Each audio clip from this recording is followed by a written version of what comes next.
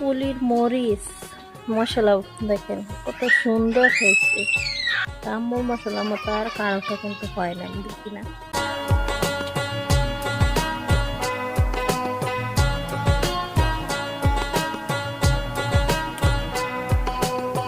লাউ পাতার মতো দেখা যায়, এরকম বড় বড়, বোঝাই যায় না। ইয়াও কিরকম মুড়া মুড়া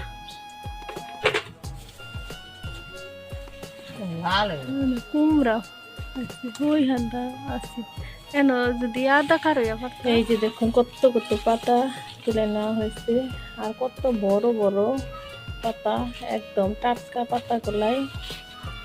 তো পুলি বানানোর জন্য আর কি এগুলা দেওয়া হবে দেশের বাহিরে, তো আমার ছোট ভাইকে আর কি পুলি বানানো দেওয়া হবে।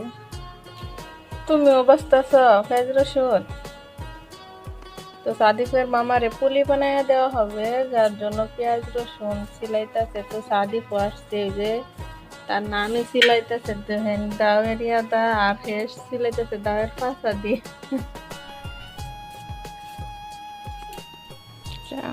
আম্মা পুলি বানাবে, ওই যে দেখুন তার নাতি আগে গা বসে রয়েছে, সে পুলি বানাবে। তোমার চাচুরে পুলি বানাই দিবা?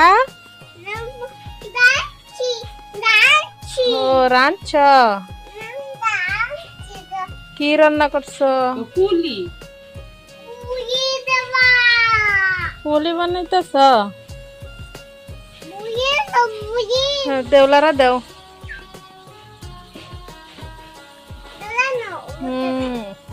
কেউ ওখানে পারতা না, হ্যাঁ বাস্তা এগুলা চেপা। তোমার চাচুর যে পুলি বানাই দিব, দেখছো কত চেপা দিতে তোমার দাদু।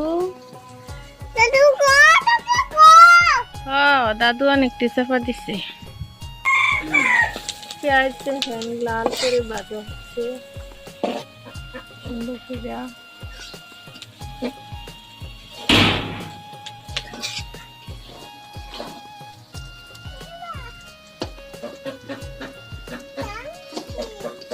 রান্ধি তুমি রান্দা করে হয়ে রাখবা।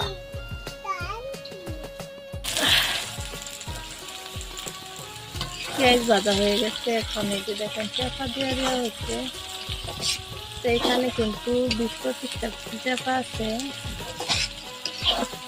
মানে 100-150 গ্রাম চেপা হবে আর কি। তো চেপা দিয়েও কিছুক্ষণ ভাজা হচ্ছে, তারপর সব কিছু মশলা দেওয়া হবে।